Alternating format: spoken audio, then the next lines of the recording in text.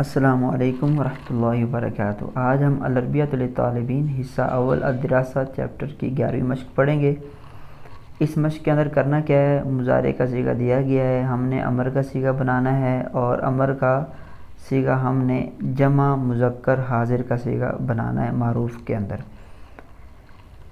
تو یہ ہم شروع کرتے ہیں۔ یراجعو، اس کا امر جو ہے وہ آئے گا راجعو، یکتبو کا آ جائے گا اکتبو، اور ینتبہو کا آ جائے گا انتبہو، اور یقرأو کا آ جائے گا اقرأو، یحدرو کا آ جائے گا حدرو، اور یذاکرو کا آ جائے گا ذاکرو۔ باقی جو آگے مفعول ہے وہ ہم نے جیسے فعل مضارع کے ساتھ آگے لکھا ہوا ہے یہی ہم نے آگے استعمال کرنا ہے، اور دوسرا فرق ترجمے کا کرنا ہے۔ جیسے یراجع الدرس، وہ سبق دہراتا ہے، راجعو الدرس، تم سبق دہراؤ، اور یحدر الدرس، وہ سبق کی تیاری کرتا ہے، اور آ جائے گا حدرو الدرس، تم سبق کی تیاری کرو۔ تو یہ بالکل اسی طرح آسان سا اس کا ترجمہ بھی ہے۔ اس کا دوسرا صفحہ بھی ہم دیکھ لیتے ہیں۔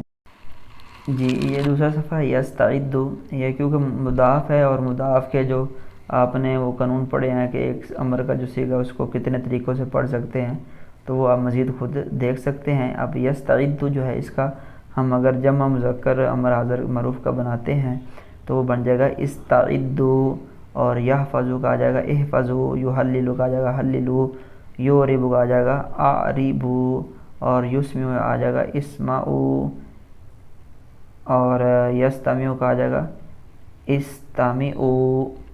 تو باقی ترجمے کا وہی فرق کرنا ہے اور کوئی اس کے اندر نئی بات نہیں ہے۔ امید ہے آپ کو یہ سبق سمجھ آ جائے گا۔ انشاءاللہ اگلے سبق میں پھر ملاقات ہوگی، تب تک کے لیے اللہ حافظ۔